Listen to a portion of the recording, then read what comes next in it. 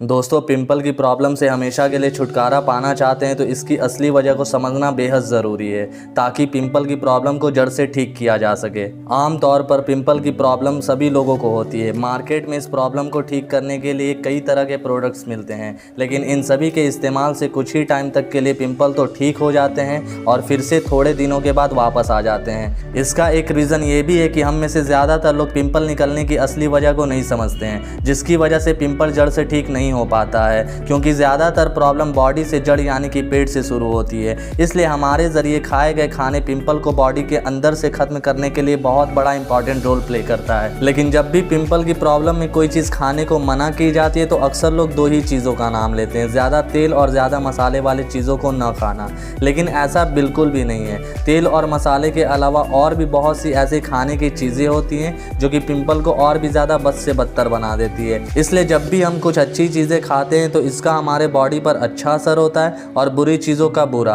यहाँ हमारे लिए समझने वाली बात यह है कि कई बार प्रॉब्लम हमारे बॉडी के अंदर से आ रही होती है और ज़्यादातर लोगों का पैसा और समय दोनों ही चेहरे पर लगाए जाने वाली चीज़ों के पीछे बर्बाद हो जाता है। इसलिए आज की इस वीडियो में हम उन्हीं में से कुछ ऐसी खाने पीने की चीज़ों के बारे में जानेंगे जिसे पिंपल वाले लोगों को नहीं खाना चाहिए या फिर कम मात्रा में उसे इस्तेमाल करना चाहिए। तो हेलो दोस्तों, my name is Mahfooz and welcome back to the my channel. दरअसल 5 तरह की ऐसी चीज़ें हैं जो पिंपल को और भी बद से बदतर बना देती है। नंबर 1, मैदा और चीनी से बनी हुई चीज़ें। दोस्तों, मैदा और चीनी से बनी हुई चीज़ों का सेवन कम से कम करना चाहिए, क्योंकि ये बॉडी में इंसुलिन के लेवल को बढ़ाने का काम करता है। इंसुलिन हमारे बॉडी को हार्मोन को डिस्टर्ब करता है और तब हार्मोन स्किन में मौजूद ऑयल छोड़ने वाली ग्रंथियों को टारगेट करता है, जिससे स्किन में ऑयल का प्रोडक्शन ज़्यादा होने लगता है, जिसकी वजह से हमारे चेहरे पर मौजूद छोटे छोटे रोम छिद्र से आसानी से बाहर निकल पाते हैं और बाद में धूल मिट्टी, डेड स्किन सेल्स और बैक्टीरिया के कांटेक्ट में आकर रोम छिद्र को बंद कर देती है, जिससे कि पिंपल की प्रॉब्लम पूरे चेहरे पर तेजी से फैलने लगती है। ऐसे में pasta, white rice, white bread और चीनी जैसे फूड का जहां तक हो सके कम से कम सेवन करना चाहिए। ये इंसुलिन के लेवल को तो बढ़ाने का काम तो करते ही हैं, साथ ही साथ ये हाई ग्लाइसेमिक फूड के श्रेणी में आते हैं। दोस्तों, हाई ग्लाइसेमिक फूड का मतलब होता है ऐसे खाने की चीज़ें जिसमें कार्बोहाइड्रेट की मात्रा बहुत ज़्यादा हो और फाइबर की मात्रा बिल्कुल 0 या 9 के बराबर हो। इसलिए जहां तक हो सके मैदा और चीनी से बनी हुई चीज़ों का सेवन कम से कम करें। आपको व्हाइट ब्रेड की जगह ब्राउन ब्रेड, व्हाइट राइस की जगह ओट्स का इस्तेमाल करना चाहिए और मैदा से बनी हुई चीज़ों के बजाय आप होल ग्रेन फूड या गेहूं की आटे से बनी चीज़ों का सेवन करना चाहिए। लेकिन बाहर के खाने या पैकेट में मिलने वाली चीज़ें और चीनी से बनी हुई चीज़ों को आपको हर हाल में परहेज़ करना ही चाहिए, क्योंकि इन चीज़ों में बॉडी में फ़ायदा पहुंचाने वाली कोई भी ऐसी चीज़ें नहीं होती हैं, बल्कि ये शुगर और फैट में हाई होने की वजह से ये चीज़ें बॉडी में जाने के बाद पिंपल को तो बढ़ाता ही है, साथ ही साथ चेहरे के दाग धब्बे और डाइजेशन में गड़बड़ी और कई दूसरी बीमारी को भी जन्म देता है।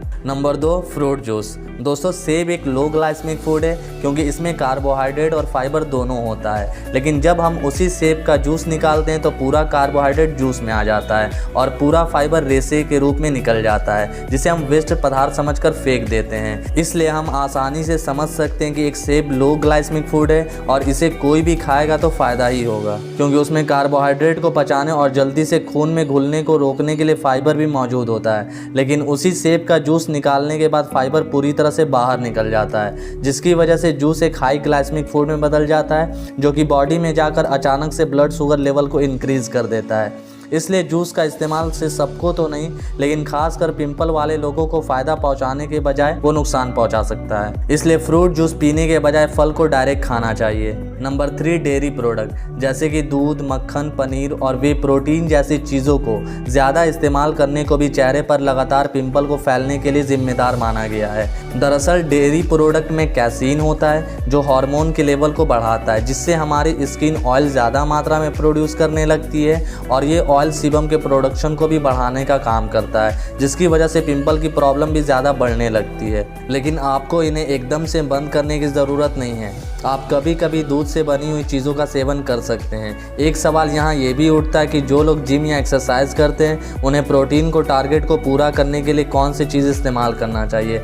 जब तक कि आपको चेहरे पर पिंपल की प्रॉब्लम पूरी तरह से ठीक नहीं हो जाती, ज़्यादा प्रोटीन लेने से परहेज़ करना चाहिए और उतना ही प्रोटीन कंज्यूम कीजिए चाहिए जिससे कि आपके मसल्स कम ना हो, यानी कि प्रिजर्व रह सके। और प्रोटीन को टारगेट को पूरा करने के लिए एग्स वाइट या फिर प्लांट बेस्ड प्रोटीन सप्लीमेंट आपके लिए सबसे बेहतर ऑप्शन है। नंबर 4 पीनट यानी कि मूंगफली और पीनट से बनी प्रोडक्ट जैसे कि पीनट ऑयल और पीनट बटर। दोस्तों पीनट में एंड्रोजन नामक हार्मोन और ओमेगा 6 अधिक मात्रा में पाया जाता है। इन चीज़ों में पाए जाने वाले हार्मोन हमारे बॉडी के हार्मोन को बैलेंस को बिगाड़ता है और इनमें पाई जाने वाली ओमेगा 6 की मात्रा ज़्यादा होने की वजह से ये बॉडी में इन्फ्लामेशन यानी कि बॉडी में गर्मी पैदा करता है, जिससे चेहरे पर ज़्यादा ऑयल प्रोड्यूस होने लगता है और पिंपल भी बढ़ने लगता है। Number 5 fatty food. दोस्तों खासकर पिंपल की प्रॉब्लम में ट्रांस फैट और एनिमल फैट सबसे ज़्यादा प्रॉब्लम क्रिएट करता है, जैसे कि रिफाइन ऑयल, एग्स और तली हुई चीज़ें। खासकर रिफाइन ऑयल में ट्रांस फैट